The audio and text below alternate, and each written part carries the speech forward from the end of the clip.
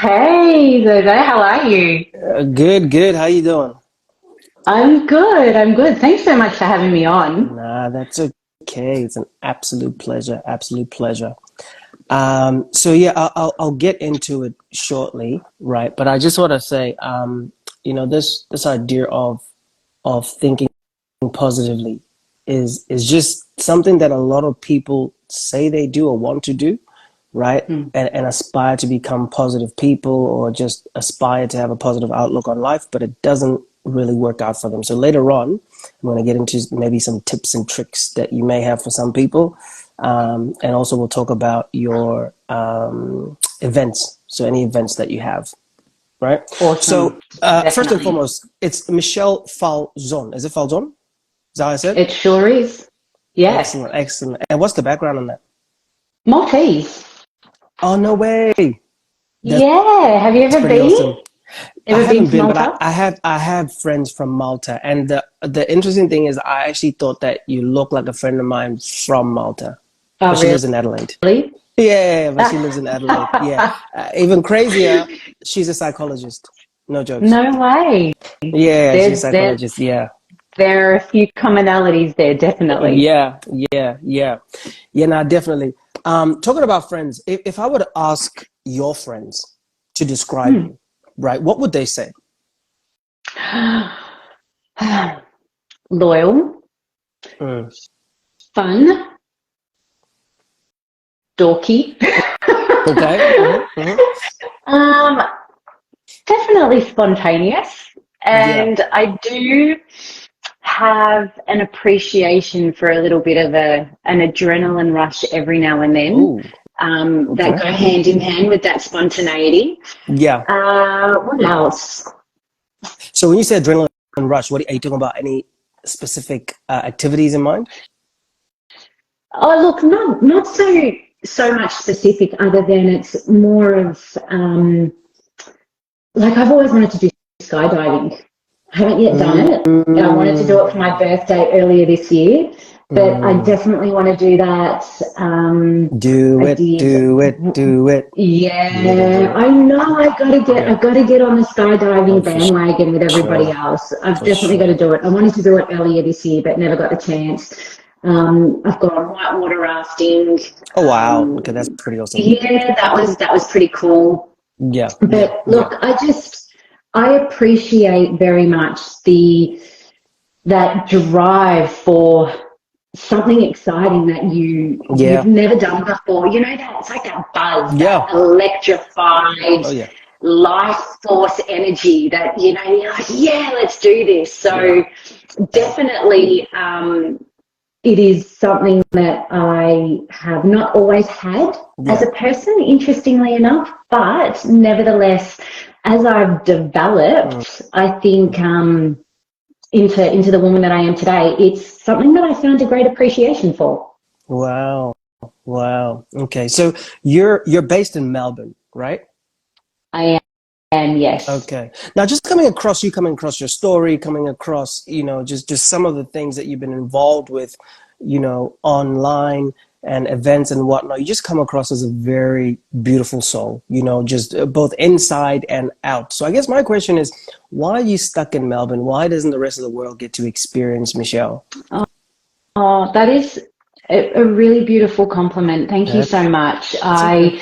It's a pleasure. I genuinely work very hard at what I do, and Mm, for those people who are on at the moment who do know me, some of my close friends and followers and supporters in this space know that what I do is an extension of who I am as a person. mm, Um, and why am I not out there more than what I currently am? I think it's just divine intervention at the mm, moment, darling. Like at the end of the day, when that time comes, it'll be the right moment in time, you know. yeah, So yeah. I'm on socials constantly. Mm, I'm always promoting my work. I'm always extending who I am and myself and the services that I have to offer based on the knowledge and the wisdom that I've been able to obtain both through my personal learnings, but also mm, through life as my greatest teacher. to Wow. say, hey, if this is what I know as a unique individual in this 3D world, then why would we not share that with people? You know, Yeah. I think it's a gift to be able to educate and pass on that knowledge and wisdom to see people thrive and flourish in life. I don't Wow. think we should be holding on to that. Yeah, wow, that's amazing. That's so beautiful. I think sometimes there is a misconception, right? So for example, like I said, I look at you, beautiful soul, both outside and inside, and people have this idea that your life is perfect, right? Everything goes well for you, right? Because you'll always have the smile on your face, right? But however, certain things happen to you in life, and you've had to sort of turn grief into gratitude. Right. So can you just walk me through that, like in terms of like how you ended up in this space by turning an event that happened to you from grief to gratitude? My journey started 11 years ago, 11 and a half years ago, actually, where I faced a very unforeseen, unexpected turn of events in my life. And that stemmed from loss and therefore grief. And because of the fact that it was so unexpected, I went through a massive pitfall of mental health challenges at the time. And I now say that I lost myself with the loss of my child in order to be rebirthed again. Yeah. So this is for me now, 11 years on through my healing journey, where I have acknowledged my cross to bear in life, and I have accepted the lessons that come from that space, but also with practice, because it has not happened overnight, but to embody gratitude for everything that I have had to go through. Because if it wasn't for my journey, then you and I wouldn't be having this conversation today, and I wouldn't be who I am today. And that does not mean to say that I don't live with the heartache every single day, and I acknowledge I have to live with that for the rest of my life. But it's that transmuting of energy that I feel when I am going through a phase of missing and yearning and pondering about what could have been, instead of losing myself in that. And I still accept it. Like, I give myself however long I need to sit with that. I'm human. I'm allowed to. But it's the power comes from not losing yourself in it. And that's where positive psychology has absolutely allowed me to transition my thinking. The way my brain now fires and wires is very, very different to the way it used to. And so when I feel myself, in essence, yearning, suffering, all of that sort of stuff, I am able to shift the lens that I look through, and I find gratitude, and there are learnings in the sufferings. And that's why I'm so passionate about existentialism as well, in conjunction with positive psychology, because asking those big why questions with meaning and purpose, it's a completely different way of living. Correct. True. Yeah. That's so important. I think sometimes, although people don't want to see it like this, sort of like everything that happens in life is neutral, right? It's how we respond to it that determines whether it's negative or positive, right? And you have been able to sort of turn lemons to lemonade, out of an unfortunate situation. There's another guy as well. Have you ever heard of Mo Goddard? No, I haven't actually. Mo Goddard is an Egyptian guy. He worked for Google. He was one of I don't know if he was the CFO or something, but he was quite high ranking in Google. And he unfortunately lost his son. And out of that, he started a project where he travels around the world, basically, I think it's creating wells, like in small villages and that, right? So out of that, he also wrote a book, right, called Solve for Happy, right? Because he's a scientist. So he tried to, come up with an equation of how to be happy, right? By just accepting life as it comes, But we're talking about the now. Let's go back a couple of steps. So when you were younger, what did you actually want to be? An actress. Wow. Okay. Okay. If I will be very transparent and Yeah. honest, yeah, I wanted Hmm. to be an actress when I was a little girl. I Wow. think like most little girls, you know, you see your name in lights, and Mm. I always loved dancing and performing and all of that Yep. sort of thing. And Yep. I took those dreams with me right through high school and Mm. into uni, and I did a Bachelor of Contemporary Arts, majoring in media and drama. Oh wow. Okay. But coincidentally enough, I came to the end of that and went, what do I do now? I Yeah. couldn't get to the West End in London, and um, New York was way too far Hmm. away, and all of that sort of stuff.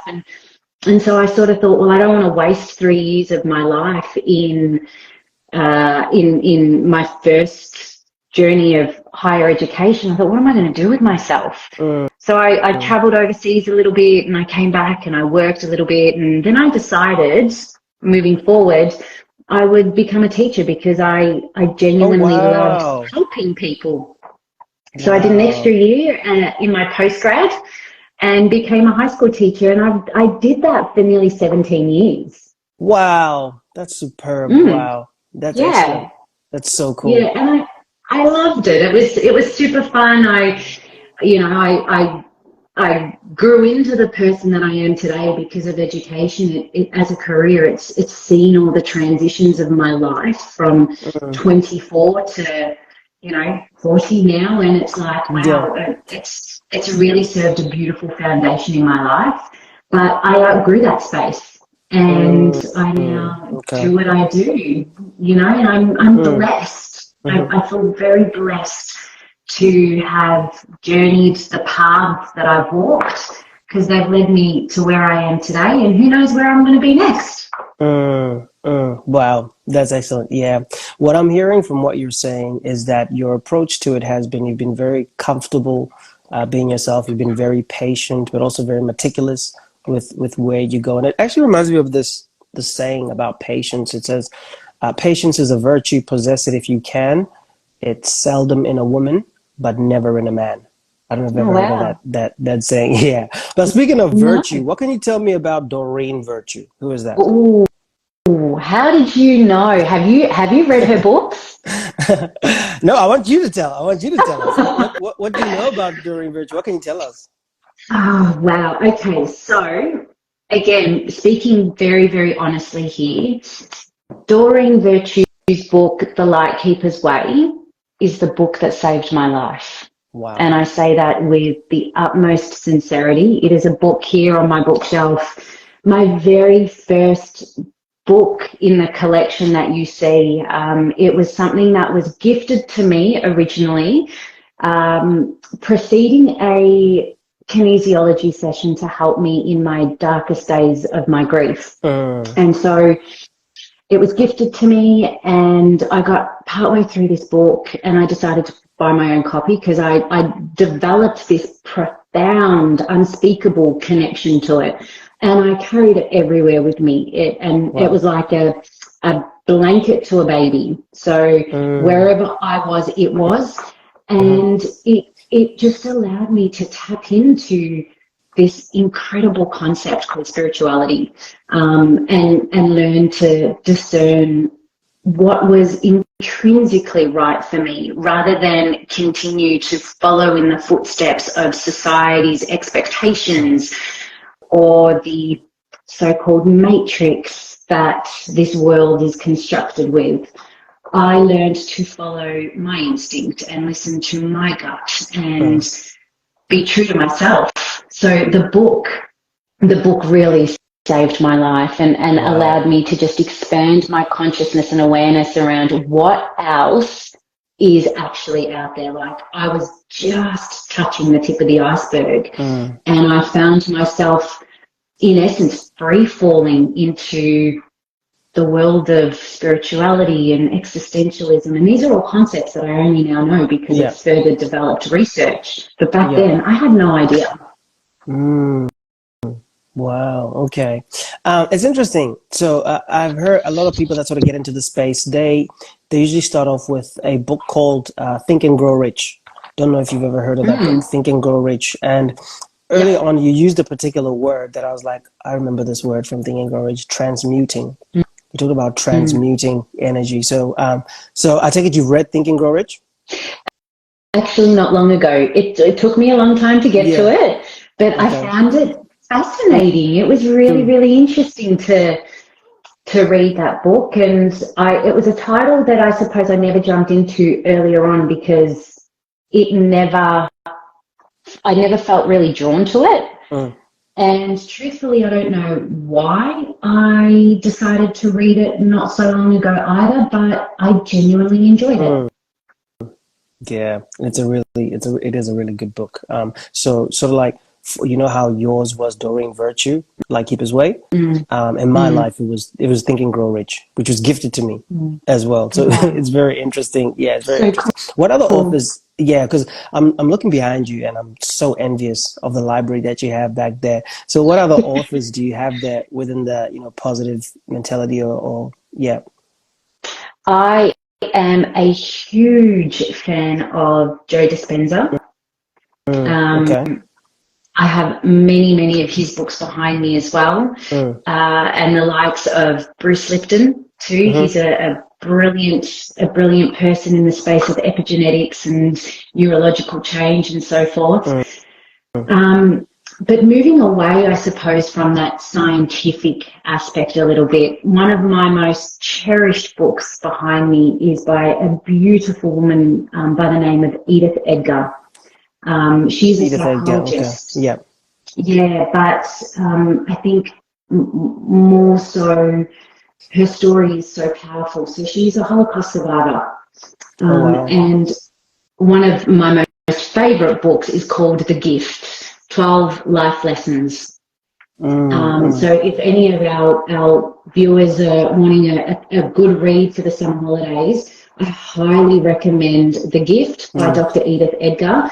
She survived the Holocaust, was liberated from Auschwitz, and found herself living in the States and became a psychologist in order to help people with their sufferings in life as well. So I suppose similar to the likes of Viktor Frankl, but her story is just beautiful. And that book, you read it and it's like having a conversation with her. Wow. It is not just easy, but it's energetically connecting, and it puts a smile on my face. I cannot recommend it enough. It's precious. Yeah.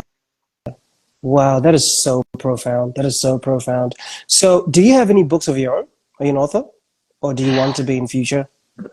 Well, I do actually, very recently. So I self-published a organizer. It is a 12-month wellness organizer. It's behind me on a stand actually. So that was my first published book, and I've recently just self-published 2 new books. They are journals. One is a daily journal to promote self-development and growth, and the other one is a gratitude journal. But over the summer holidays, I'm going to dive into my very first project that explores, I suppose, more of like a biography. I'm ready to share my story through the written form with the world and talk about my research as well, preluding all of my studies and where it's taken me and what we're learning. So yeah, it's been a beautiful, exciting roller coaster of emotions and experiences, but hopefully over the next few years I'll have a novel per se as well to the collection. Right. Okay. So for anyone who's going to watch this or watching it right now, if they were interested in doing what you do, what sort of courses or degrees or diplomas would they have to go? Are there any organizations that they have to be signed to or registered with in order to do what you do? What would be the first step, and how would they get there? Well, I went through the University of East London as a distant learner, and I started my journey back in 2020. So at the time, just to give you a little bit of context, I was working full-time as a Year 7 coordinator and just juggling life through the early months of COVID, essentially. And that was a massive sliding door moment for me. I think COVID has brought a lot of grief and heartache and devastation to many individuals globally, but I think it's also brought, and I say this with the utmost respect, but a lot of blessings in some ways too. And I saw the devastation occurring globally, and I wanted to do something profound to fix whatever I could. And so that was where my mentality took me. I'm like, what can I do more than what I'm doing? And so I decided that the Masters in Applied Positive Psychology and Coaching Psychology with that particular university was where I wanted and needed to be.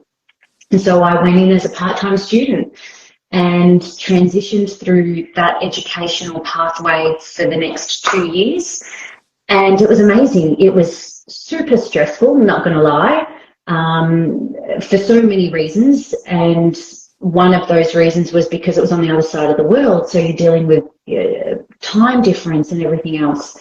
There are definitely other universities much closer to home. I'm fairly certain there's one in Adelaide and the Melbourne Uni as well has a brilliant wellbeing centre.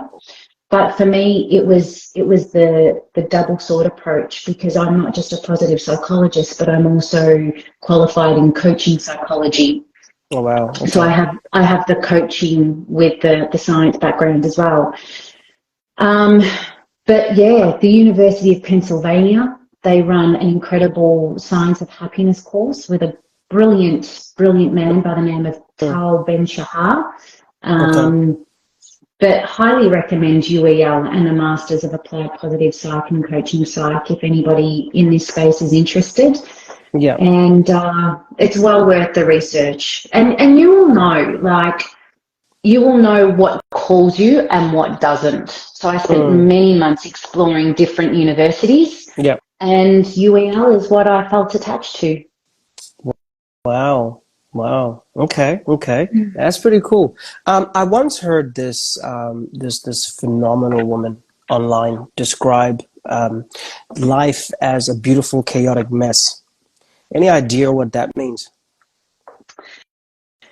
I think that life is chaotic because we are constantly busy, both in the physical, tangible, environmental sense, but also in the internal environment. And that means here and it means here.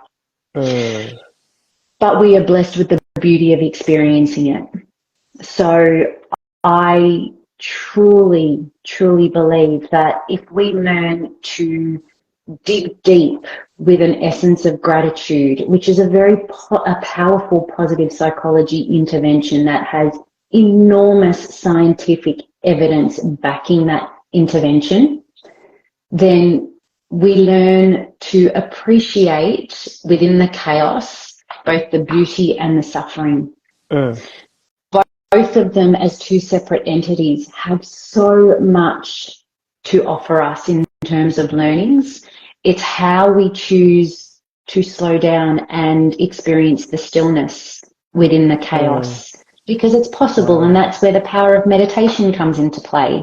This is where we learn to acknowledge the races of our mind and our thoughts, but slow them down a little bit as well. And that stillness is where we find the peace, where we hear those internal messages, where we receive those downloads of ideas and concepts. I mean, everything that you see around us was thought of by somebody, and those thoughts came from somewhere in that place in time with that particular person.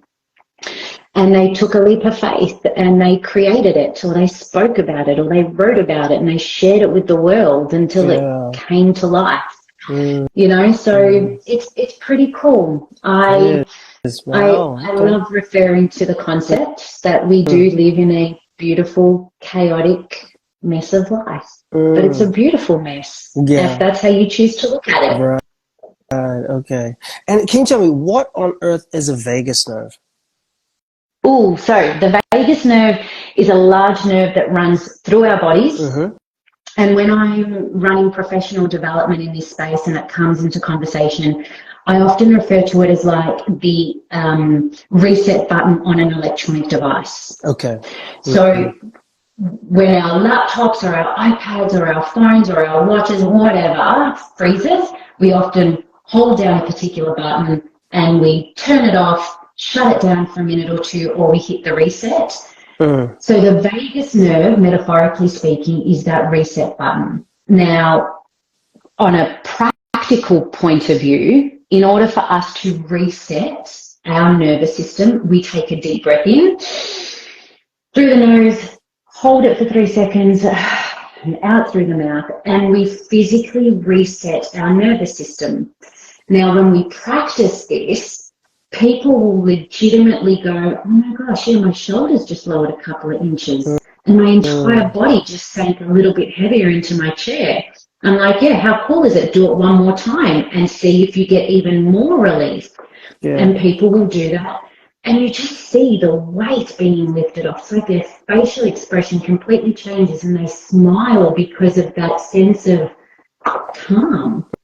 So the vagus nerve is the epicenter of our nervous system, and resetting that is so important, and that's how we remain focused and vigilant towards tasks, and particularly in challenging conversations, should you find yourself in one where instead of being reactive, you take that deep breath, reset your nervous system, and you become more responsive to the recipient in that conversation, and you avoid conflict. Okay. Wow. Right. Now, a lot of people would say, and a lot of people do say, that in this space, this art, this science is really just pseudoscience. What do you say to that? I don't think it's pseudoscience. I don't think it's the placebo effect. I think you need to be open and you need to tap into your consciousness and you need to become very aware to the legitimacy of all of these practices. More often than not, whenever I talk about interventions of random acts of kindness or journaling or savoring or gratitude, there will always be one person in the crowd that just rolls their eyes and you can just see it written across their face. Here we go again. More of this airy fairy teenage princess stuff, blah, blah, blah, blah, blah. And I love it when they do that because it's then at that moment that I get them to do something practical. I'll get them to move around the room. I'll get them to action something and, you know, all of that sort of stuff. It is something that when we practice for long enough, those interventions we embody. And it's not until we actually embody them that we reap the physical rewards on a deep personal level. And if we can change our internal environment, then the external environment around us begins to shift as well. That's not pseudoscience. Wow. Yeah. That is quite profound, actually. So really be the change, and then you'll start seeing things change around you, I guess is sort of what you're saying. Am I on the right path? Definitely. And you know, those words that you've just spoken about in your own beautiful way are very much like that of Gandhi when he said, be the change you want to see in the world. That's a quote that I affirm and speak of every single day. Be the change you want to see in the world. And everything that I do encapsulates what that great man once said and is now written in the books of history. So I encourage everybody to, at some point in their life, tap into different interventions associated to positive psychology and coaching psychology. And don't just do it once, because it's not like taking a Panadol and waiting half an hour and then having pain dissipate.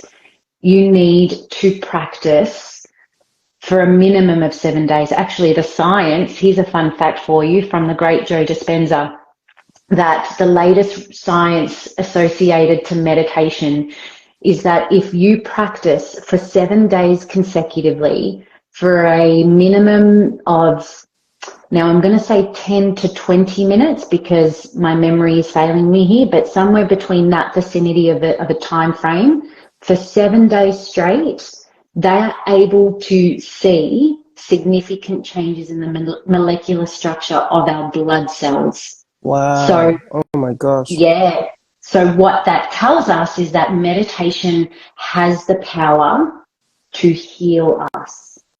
We have the power to heal our bodies through the practice of meditation. And that's just with 7 days. Imagine if you did it for 14 or 28 and so on and so forth. It's incredible.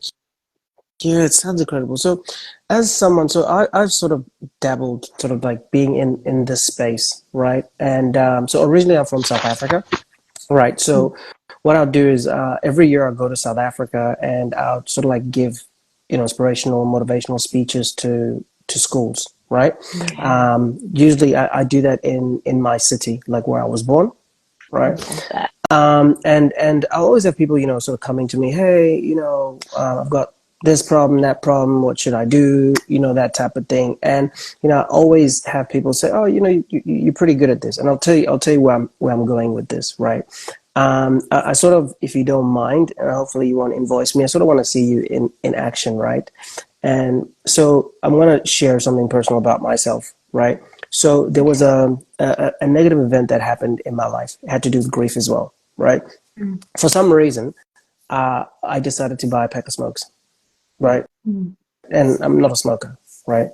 But now I've become a smoker, right? So I guess helping other people is fine, but helping myself is such a, like, I don't know how to cross that hurdle. I really have to stop smoking. And I guess the question is really, with the troubles in your life, right? How do you actually deal with them? Because you probably, people come to you for advice and all that, and that's fine, right? But then how do you deal with your own, or you might have bad habits or, anything like that. How do you deal with that? How does one deal with that and overcome that? Great question. I always ask myself when I find myself facing adversity or challenge, whether that be great or small, my first question is, what is the lesson I'm meant to learn from this? And I'm a very practical person. So whether I have a journal next to me, otherwise I will pick up my phone and I will write that question down. What is my lesson that I'm meant to learn right now? And then I sit with that for a little bit. What I find myself doing as a next step is dot pointing what is happening through the adversity or the challenge. Because we are by nature emotional beings, right? And we will very easily get lost in the emotion. So whether that be anger, frustration, sadness, disappointment, and they're really strong negative emotions. So they can take us down the garden path quite quickly. And if we head down that garden path too quick, or we get lost in it, we become quite dismissive and blind to what the truth of the situation actually is. So I will dot point whatever I'm facing, because psychologically, we make everything that's happening to us tangible in the form of writing, and we can see it. Right now, even if we write that down, we move away from the space. I personally am somebody who will not speak straight away. I like to walk away, process, analyze. I'm quite a deep thinker. And I'm a firm believer that I would rather hold on to, we'll call it a grudge, for an extra 3 or 4 hours, and then come back to it calmly, with a rational perspective and approach to the conversation rather than just go bullet full force and fight. Because once you say those words, you can't get them back. And sometimes we can say some really hurtful things when we're upset. Yeah. So that for me is a process that I will always do. I'll always walk away, I'll analyze it, and then I will come back. That's just one example, contextually speaking, of how I operate when I'm faced with challenge with another person in a conversational approach. Let's just say I'm dealing with something that's a lot heavier, that's a lot more drawn out. I am a firm believer and I am an avid practicer of meditation, and I also enjoy exercise. So even if for the most part I am exhausted, whatever's going on in my life has really drained me of my energy, and I don't have the capacity to get to a gym and do a full-blown workout, for example, I'll walk a lot and I'll listen to quiet music, and I'll find myself trying to just practice mindfulness, feeling the wind against my skin or the sun on my face, or looking at the colors and just really embodying that present moment. Because when we spend too much time in reflection, we end up living in the past. We can't change that. What's happened has happened. Wow. But forward thinking too much and prophesizing or, hypothesizing what could happen will only elicit a state of stress.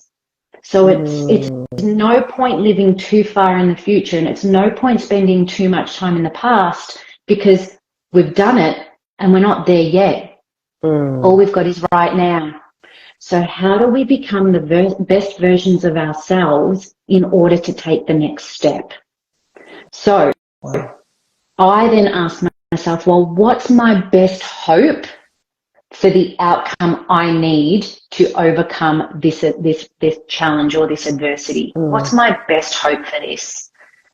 And then I think about, what do I have right now that I can leverage to help me achieve that best hope? Wow.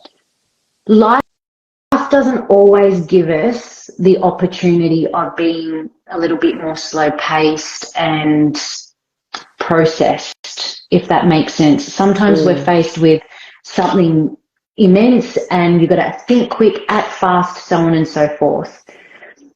Even in a situation like that, you always need to take a deep breath, pause, assess the situation as quickly as possible, and then move into action. Yeah, that is very important. Obviously, you don't want to sort of act on impulse. But when you're talking about meditation, right? So what is, and I truly am asking this because I'm a little naive in terms of this. So what actually is meditation? What are you really doing when you're meditating, and how is that helpful? Meditation is about connecting to the wholeness of existence through our breath and intention. Joe Dispenza talks of driving our attention with intention. So we are always putting our energy towards a plethora of things in that beautiful chaos of life. But how much of it are you doing with intention? So meditation is about coming into that present moment and embracing the stillness in order to identify, where am I putting my energy, or where will I be putting my energy when I come out of this quiet space? A lot of people are frightened of meditation because it elicits that silence that brings forth a lot of thinking for people, and our thoughts for a lot of individuals can be quite overwhelming or scary, and it can sometimes bring up anxiety, symptoms of anxiety. But I love teaching people to push through that, because our thoughts can't hurt us. Yeah. For the most part, right? Our thoughts can't hurt us. All we're doing is either going back in time or way too far into the future. But if you are honest with yourself, entering into a meditation, and you look at your environment and you are absolutely 100% aware of your safety, then you know, I'm good here. Nothing can hurt me. And I am going to sit in the stillness of this present moment, and I will breathe, and I will let my thoughts come in if they enter, and I will let them go as I please, just to experience wholeness. Wow. Wow, that is so profound, Michelle. Wow. I don't normally sit for such long periods of time, but you're just dropping gem after gem, you know? You really are. You know? I'm usually very, very talkative. What would you recommend people try any sort of hallucinogenics to try and get the same effect? And have you ever tried any hallucinogenics? And when I'm talking hallucinogenics, I'm not necessarily referring to like LSD. I guess I'm referring more to like mushrooms, you know, magic mushrooms and that. This is super exciting. I'm so glad you brought this up, because I am gung-ho in this space at the moment. I'm reading lots of books. I'm actually contemplating doing a certified course to become a certified therapist that can work with psilocybin and LSD in the future. That's it, psilocybin. Yeah, for therapy purposes with clients and things like that. And my stepping forward into this space is very new. So I'm speaking, you know, I want to be very transparent. I don't know everything there is to know about this, but I'm certainly learning about this concept called the third wave, and how it's now being legalized, and certified therapists are allowed to use psilocybin and LSD in this space to work with victims of PTSD and severe depression and anxiety, whereby Western pharmaceutical medicines aren't working for them. But I'm going to very respectfully say that I hope the entire world wakens up to the beauty of plant-based medicines, because they have been used for centuries, and clearly neither of us were there in the times of Jesus, but I would love to say that I think that even the good man himself was, you know, into using plant-based products and tapping into this world of wonder, ultimately, because that's what it is. I mean, we look at ancient civilizations as well, from certain parts of South America and the Amazon, and it's phenomenal, you know. And yeah, I just think it's not something that should be illegal. I again respectfully say that it's always the things that help us the most that are taken away from us, and it's about time that the world wakens up to the power that these natural substances have in order to help us become awake and healthy again too. Wow. Yeah. Speaking of substances, it looks like, especially within Australia, a lot of people are on some type of medication, right? Some type of narcotic. It's either opioids or it's marijuana, or there's always something, right? Why do you think that is, right? Like, why do you think that people aren't able to just go through life experiencing it the way it was meant to be experienced? Why are they taking all these medications? I mean, we know some people definitely are taking them recreationally. What do you think has happened to humanity? I think people have gotten lost in their sufferings. And and this is coming from an ex-teacher again, so I'm about to say this with the utmost respect, but I truly believe our education system needs to be revolutionised. It is quite archaic, and we just keep pushing young people through the system, and the system teaches us to lose the innate and intrinsic connection of our own belief system, and we give our power away to others. And again, I think there is a place for everything and everyone in this world, and that includes Western medicine just as much as it includes Eastern medicine and plant-based medicine. And yes, there is a place for pharmaceuticals, but what I don't like is when we give ourselves over and give our power over with the belief that we can't do anything. That's bullshit. Because we can write our own prescription for life. We can write our own story and own that authorship of healing, happiness, suffering. All of it is a learning journey. But we live in a society that is quite controlling. And I chose many years ago to step out of that system. And again, I will always have respect, and I hold no judgment. Everyone has a right and freedom to make their own decisions and choices, just as much as I have made mine.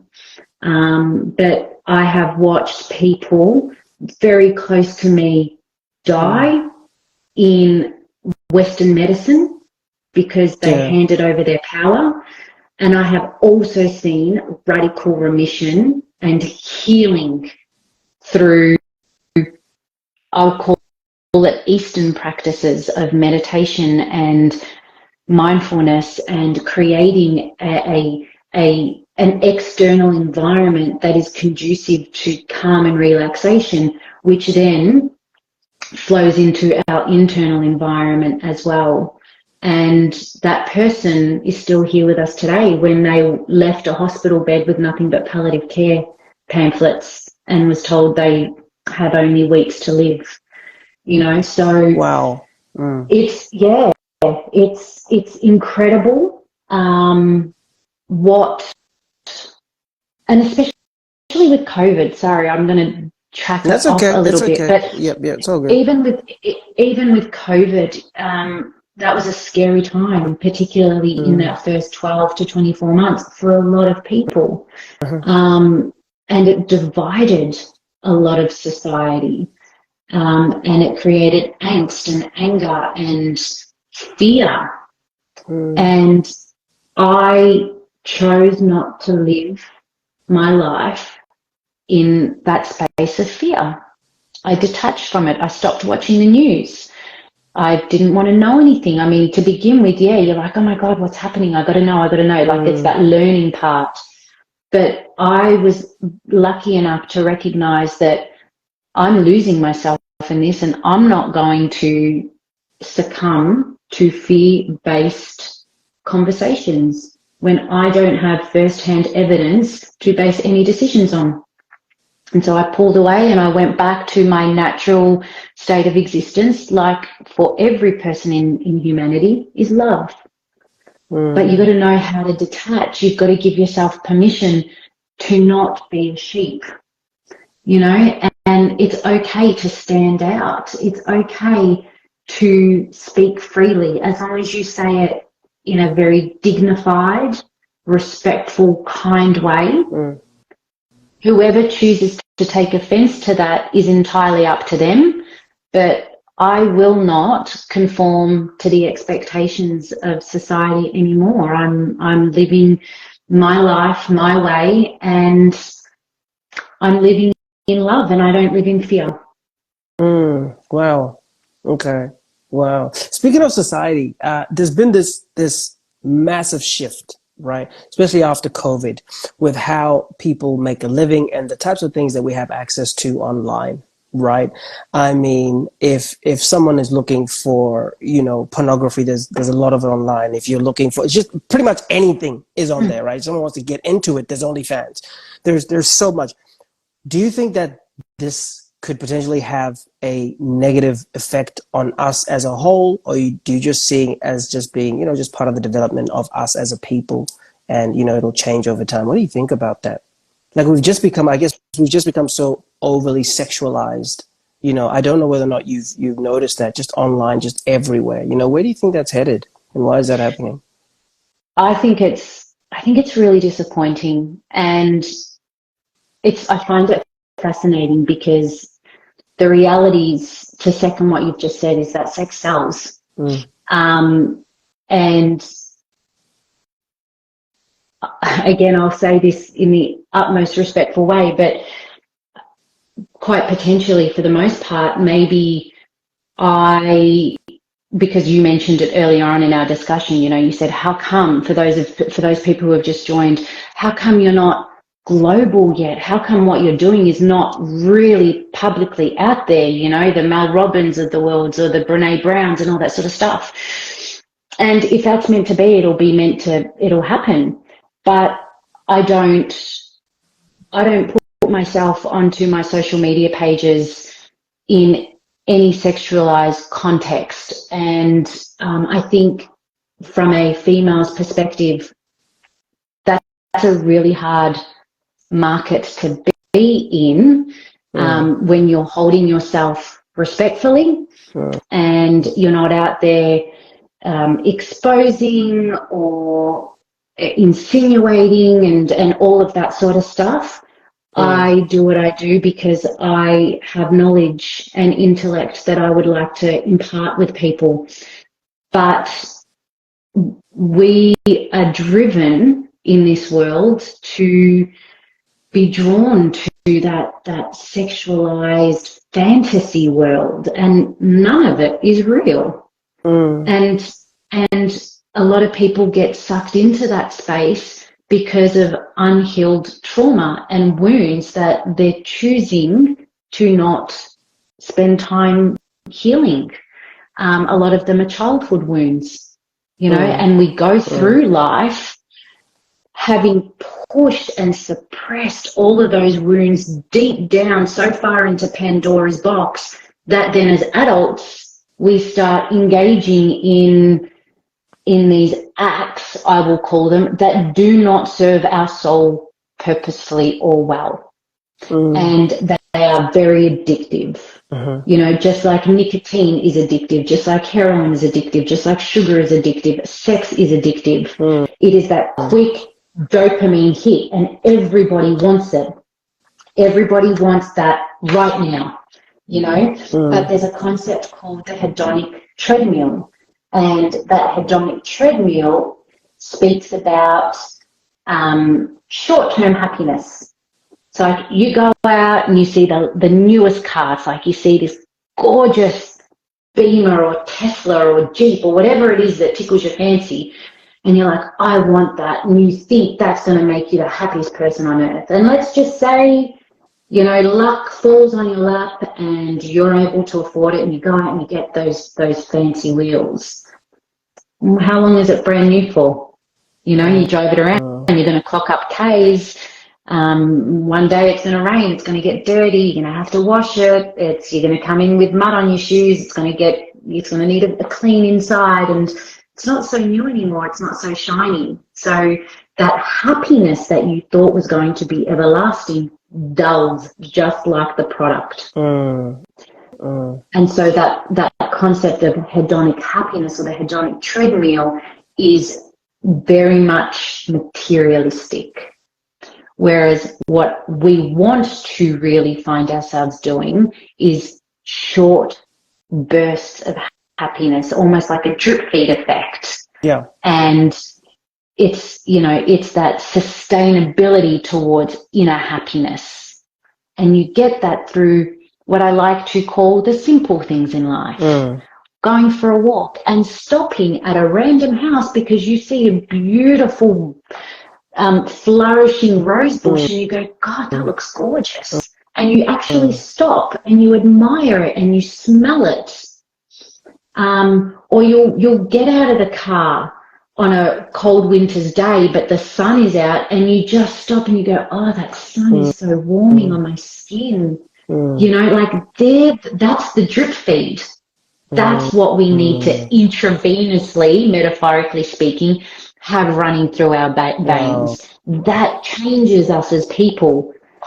It's all fine and well to have the latest tech gadget and the latest car and the newest house and the designer handbag and all of that sort of stuff. But how long is it going to make you happy for? That's my question. Wow, that is, yeah.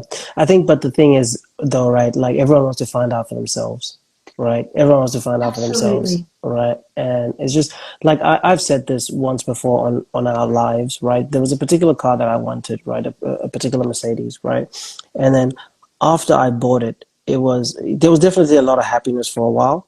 And then obviously you get looks in public and that, but there was a time that I was stuck in traffic and all of a sudden I didn't have that same happiness anymore. You know, all of a sudden now I'm looking at a Lamborghini and I'm like, that's where the real happiness is, you know? And I just, it was interesting seeing myself go through that. Like I had been wanting this car for so long, I finally got it. All of a sudden I get to the point where I'm like, nah, I think I want that one now, you know? But just to go back to what we were talking about being sexualized. So as someone who I think a lot of people would consider to be an attractive woman, have you had to fight off people trying to sexualize you within this space, or have you had people actually approaching you in that manner at all? Sadly, yes. Oh, dear. Yeah, it's not something that it's actually quite an uncomfortable question for me to answer. Like I will be very honest with you. Yeah, you don't have to go into details. No, that's okay. That's okay. Yeah, it is. It's just I have strong morals and ethics, and I know who I am as a person, and I am proud of the woman that I am today, and I am proud of the woman that I am working on becoming. And so it is uncomfortable for the most part when you are approached with certain dialogue from certain individuals who are looking at you for vastly wrong reasons. But I take pride in knowing that my roots are deep and they are strong, and my spirit is strong, and I do not let my ego feel superior. And that is a strong difference between who I am as a person and somebody else. I acknowledge my ego exists, and it's not something that I ever try to get rid of. I don't think we're meant to. We're supposed to embrace our shadow, but learning how to work with it to enhance who you are as a person and to free your spirit and to live authentically is really, really important. So I guess, how have I dealt with it? I respectfully say no. I'm never aggressive or assertive unless I am pushed in a corner and I have to be. But I don't like doing that. And look, ultimately I'll say thank you very much for the compliment, but I'm not the person you're looking for. Yeah. Wow. You know, it's just one of those things. And that's not male to female. I mean, females would be doing that to men as well. I think it needs to be acknowledged that it's not a one-way street. It's not just women who are sexualized. It goes towards men too. There are a lot of strong men out there who have deep roots too, and who will not let that fluffed up ego drive them to do things that don't serve them well or are unhealthy. It's just coming to that recognition that we do a lot of work in this space when it comes to personal development, and it's very easily broken when there are temptations and when another good-looking person tries to infiltrate your space. But you've got to know where your home base is, essentially. And again, no means no. Mm. But also within the space, right? You've had a certain amount of success, right? What do you say to someone who's like, well, it's easy for you because you just had pretty privilege. You didn't really have to work that hard. I'd say very quickly that you've not walked a day in my shoes. Mm. And I have worked exceptionally hard to do what I do, and I will continuously commit to the practice of hard work because I love what I do. And I am where I am because of that. You know, I would love to one day do a TED Talks. I can't wait to stand on that red circle and speak about the impact of my research and what it's doing and how it can help people and change the world for the better. But I'm certainly not going to do it on my appearance. I will go through the same pathways and jump the same hurdles as I have done for everything that I've done in this life thus far. I didn't speak at a World Congress in Vancouver earlier this year because someone tapped me on the shoulder and thought I'd look pretty on the stage and that I was easy to get over. I had to jump through the hoops to get there. Wow. You know, I spent hours submitting writing an abstract and putting it together and then sending it. And then I waited and I got that acceptance. Wow. And then I paid my own way to get out. And that was not a paying gig. You know, I had to work really hard to get myself over there. And pay to be in that space. And so, yeah, it's not that it comes easy. That's for sure. And I'm proud of that. Yeah. I'm good with that. I'm okay. Right. Okay. Talking about changing the world, you know, you'd be familiar with what's happening right now in the Middle East, right? So Gaza, Palestine, and Israel. What are your thoughts on what's happening there? You know, as someone who, you know, you're a positivity coach within psychology, what are your thoughts on what's happening there? Oh my goodness. My heart breaks. If truth be told, I've actually detached from watching stories with the war at the moment, only because I am an empath by nature.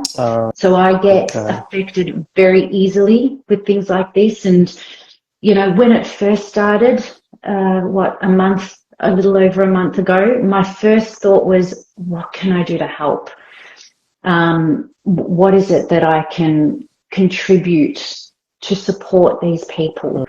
I am on nobody's side. I just want the devastation to stop because war brings nothing but loss for everybody. What can I do? If at the very most I can send my prayers and I can meditate and express loving energy to that part of the world and the people who are living the devastation of that pain right now. But I genuinely, whoever this message reaches, stop, because nothing good is coming of it. You know, innocent lives are being lost. And truthfully speaking, when you look back in history at any war, what have you actually fought for? What are you fighting for? That is my question with war of any kind. What are you fighting for? Yeah. Wow. Okay. Yeah, never really looked at it like that. But yeah, you know, there are a lot of things that are just happening in the world right now and on social media. So in terms of, say, relationships, I don't know if you've noticed as well, there seems to be a lot of conversations happening regarding relationships. And and it really seems like a bit of a gender war, men versus women, right? You got men complaining about women aren't women enough, and they got women complaining that men aren't men enough. Are you familiar with what I'm talking about? Yeah, a little bit. Yeah, what are your thoughts on that? What do you think is happening? Do you think that within, and obviously I'm asking you as a psychology coach within positivity, have our relationships changed that much? Why is it that our parents stay together for longer and we're not able to do that? I think it's quite possible that the true meaning and essence of masculinity and femininity have been lost. And again, we live in a very fast-paced, chaotic world. And times genuinely are tough. The economy is really struggling right now. There's been price increase in everything, and so women are having to tap into their masculinity in order to survive. Men are amping up their masculinity to provide and protect. And what's happened is that naturally both men and women carry masculine and feminine energy. And we need to understand what that energy is like and how to use it resourcefully in the correct times. So it is all fine and well for a female, for example, to tap into her masculine energy and be assertive or stand true in what she's speaking of. Like, for example, when I said before, no means no, that's a masculine energy. It's direct, it's strong. But I don't sit in that space all the time because by nature for me, I'm very nurturing and I'm gentle, and so it is my natural state is within that feminine energy. But men also need to know how to tap into that too. And so I think, again, and I say this subjectively, but a lot of people live in a state of stress. And stress, for the most part, is often perceived stress. We're not cavemen and women running around with clubs fighting off the saber-toothed tiger anymore, So we need to learn to self-regulate and move away from that stress response and move into what's called homeostasis. That's the body's natural relaxation rhythm. And when we're able to do that, especially for men, what happens is that you move into that feminine energy space, and you know how to be nurturing, and you know how to comfort, and you know how to be gentle. And it's not just to another person, but it's also toward yourself. How exhausting is it? And this is a rhetorical question, but how exhausting is it when you are constantly on guard, when you feel like you constantly have to be powerful and strong and all of that sort of stuff? Like, don't you want to just chill and be calm and be gentle to yourself? Don't you want to give yourself permission to relax a little bit? So I think a lot of these breakdowns happen because, and as well, we're not listening to each other properly. We're not present enough. We will hear things, but we're not truly listening. We're not actively engaged with the process of listening to somebody. And in listening to those words, feeling the energy. So when we talk, am I carrying feminine energy and being gentle with my words, even if I am direct and honest? Or am I being really rough and rugged, and I'm abusing and accusing and, insinuating, and it's raw. So we're not, I suppose that foundation of present moment existence is broken. Because that foundation is broken, we're then trying to construct everything on top of a broken foundation, and it's not working. Wow. And that's where a lot of arguments happen. That's why we fight. We all carry darkness and light in us. but that darkness and that light needs to be lovingly embraced with both femininity and masculinity in order for it to just evolve naturally and be nurtured and loved. Otherwise, we just become raging bulls. You know, and it becomes very competitive.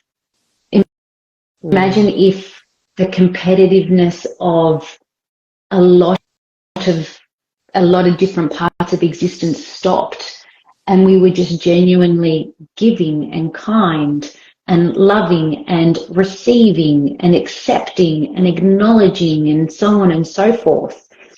How much easier certain parts of life would actually be. Wow. Oh, snap. So right now, right now you are sitting in your feminine energy. It's like you're engaged, you're present, you don't feel threatened, you don't feel like you have to, rebut anything, there's no offense taken. This is you in your primal feminine energy. Wow. Just as much as I too am balancing both through this beautiful process of dialogue. Wow. Right. Okay. Look, I really think that a lot of people should hear from you. I think you got a very beautiful message, and you got a way with words, with the way you describe things and say things. So if people were interested in attending one of your events, firstly, what happens at the events, and how can they actually find out more about how to attend your events? I will always keep people up to date with where I am and what I'm doing via my Instagram page, Positive Wellbeing Education, and I heavily work LinkedIn as a professional platform as well. So, but my website is my go-to page for people to access. I've actually just opened up an exclusive member site to my business. And people have the option of paying monthly, so they can tap in and tap out, or they can pay 12 months up front at a discounted price as well. And in that space, you gain access to monthly group coaching sessions. You also get one-to-one coaching sessions quarterly with me. I run online courses that with that membership you get discounted, you get access to my books at a discounted rate too. So there are many benefits of becoming an exclusive member to Positive Wellbeing Education. But next year I'm hoping to run some retreats, do more live facilitation workshops at certain venues. I'm off to Dubbo in a couple of weeks. I think rural areas of our beautiful nation don't get explored anywhere near enough and often get forgotten about. So I'm working with some beautiful people over there at the end of this month and into the beginning of December. Not great for our Melbourne viewers, sorry, unless you want to fly to Dubbo. But yeah, I'll be doing some work over there with the beautiful community of Dubbo. And then, yeah, who knows what 2024 will bring, but I certainly want to bring who I am and share what I have with so many people from all walks of life. So I'll definitely share those on social media platforms and my website. Well, okay. Thank you very much.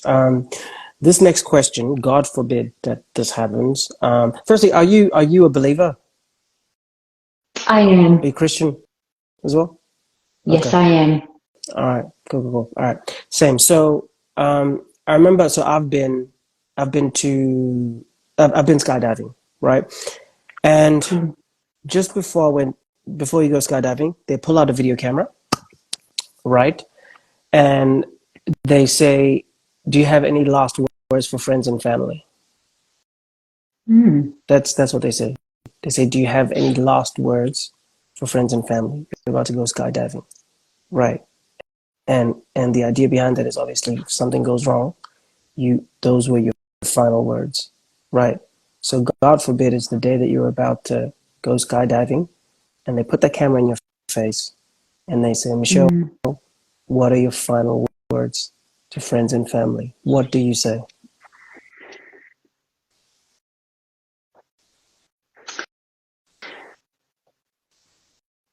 live truthfully, be free, and do everything you do with love. That's it. Wow. All That's right. That's perfect. That's Yeah. perfect. Yeah. So That's what my message would be. yeah. So obviously, you know, with the things that you're creating, things you're putting out, even this discussion, I don't know whether or not you realize you're actually building a legacy, you know, for yourself, right? So, you know, generations from now, when your name comes up, what do you want people to think about Michelle Falzon?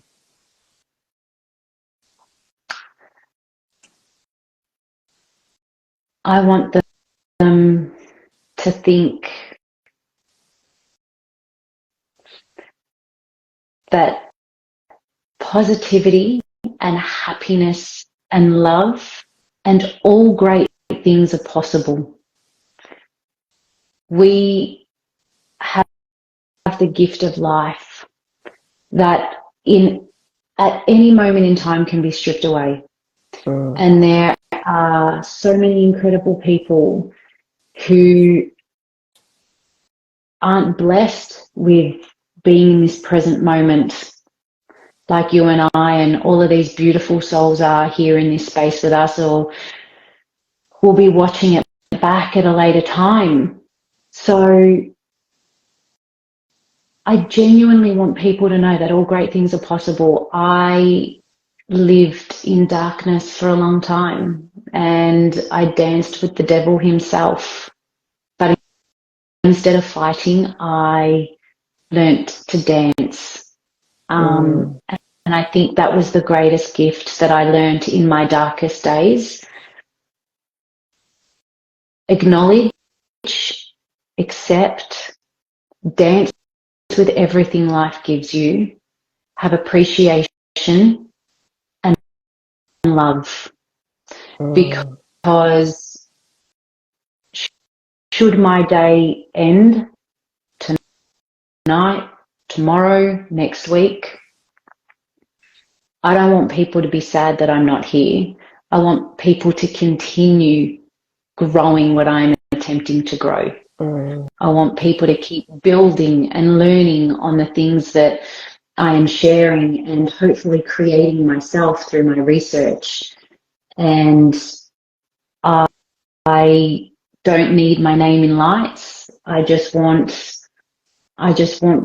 people to keep doing great things and making this world a better place. Wow. And that's genuine. Yeah.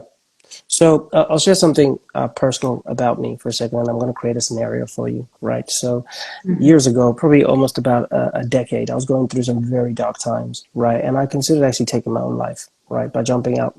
I was on the Gold Coast, a building called the Q1, whatever, 20-something floor, right? And I was ready to jump out. So let's say on that day, right, you and I, we happen to be staying in the same hotel, right? You are about to walk past my room, the door's open, and you see me on the window ledge, right, about to jump. What are you going to tell me? Or what conversation are you going to have with me? My first initial words would be, I love you. Regardless of whether I know you or not, I love you. Wow. I see you, and everything's going to be okay. And with permission, I would kindly ask to move a little bit closer and hold your hand. Wow. And I would then hopefully guide you down, and then I would hold you and embrace you. Wow. Because anybody wanting to no longer live sees no purpose, and they feel invisible to the rest of the world. And I truly believe that for the most part, anybody in that state of mind, and from one beautiful soul to the other, I have been in a similar circumstance. All you want to do is be seen, heard, and loved, and be told that it's okay. And that would be all I could offer. You know, I'm not a miracle worker. I don't pretend to be, but I certainly hope that the loving energy that I carry and could hopefully emit in the most powerful ways possible in that particular circumstance would give you enough to take a deep breath and give yourself permission to be held physically. And then let the conversation take it wherever it needs to be taken to. I would support you in identifying meaning and purpose and recognition towards your beautiful existence and your place in this world, because you are contributing every single second of every single day in brilliant ways. And we lose sight of those beautiful small moments, you know, and we think we're not having an impact when we are. We genuinely are, and it's the small ones that make the greatest impact. Right. Wow. Wow, Michelle. Like I said, this has never happened. I'm not usually speechless, right? I'm quite the chatterbox, right? But the things that you've been saying, I've really just been blown away by the things you've said. You know, I've really enjoyed our conversation, right? So as we slowly draw to a close or a conclusion, is there anything else that you'd like to share with us or share with people out there, or anything that you want them to know? You can also say where they can find you, any socials, etc. Honestly, I first want to express my gratitude for your reaching out via a DM a couple of weeks ago to have this conversation and collaborate. I think what you are doing with so many great people from all over the place is beautiful. You're getting people to speak and be heard and to share their space, their existence, their areas of expertise, regardless of whatever that is.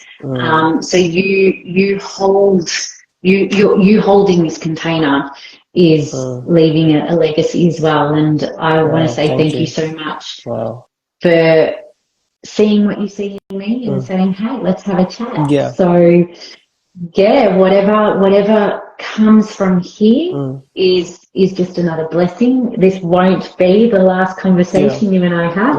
I can assure you that, whether it be in a public forum or otherwise. But yeah, thank you so much. And yeah, if anyone is wanting to reach out and connect, you're more than welcome to DM me. Check out www.positivewellbeingeducation.com.au. If you've got questions, I'm an open book. So I just want to say thank you for sharing this awesome time with me. Absolute pleasure. Absolute pleasure. But yeah, thank you very much for you sharing your time with me as well, and for the profound words. I know that I'm probably going to watch this back and keep pausing it and writing notes, and because that's just how powerful it is, you know. What are you doing for the rest of the weekend, by the way, before we close? Do you have any big plans? No, not particularly. I'm kind of just going to take it easy and I always use Sundays to prep and plan for the week ahead. Go for a nice walk, weather permitting, because, you know, Melbourne's 4 seasons in a day. Yeah, true that. But no, I'm just going to take each moment as it comes and, get ready for hopefully an awesome week and see what happens. How about yourself? Have you got plans? You know, the weather just changed. I thought it was going to be super sunny today. Right. So it kind of ruined my plans. So I'm going to have to go back to the drawing board and figure out what I want to do today. So I don't really, it looks like it could potentially rain. So yeah, probably nothing outdoors. Yeah. Yeah. No. But indoors, some good Netflix movies, little bit of Disney, something. You know what I mean? Exactly. Yeah. But yeah, look. Have you? Yep. No, go ahead. One last thing. Oh, good. A recommendation. Do you have Disney? Yes, I do actually. I do. Great. Have you seen Limitless with Chris Hemsworth? No. I've seen Limitless, the other one, the movie, but I haven't seen the one with Chris Hemsworth. What's that like? It's a doco 6-part series. Amazing. Do yourself a favor. If your plans have changed and you're now indoors, watch it. Yeah. I'm not going to tell you anything more, Yeah. but what I want you to do, here's my coaching accountability task for you. Mm-hmm. I want you to reach back out to me by the end of the weekend and tell me, one, if you watched it, and two, what was your greatest takeaway? Awesome. Sounds good with me. I shall do that. Done. I shall do that. Yeah. All good, all good. Awesome. All right, Michelle. Look, thank you again. Have a wonderful Saturday and an awesome weekend. And yeah, for You sure, we'll talk too. again soon. All right. Take Bye care. bye.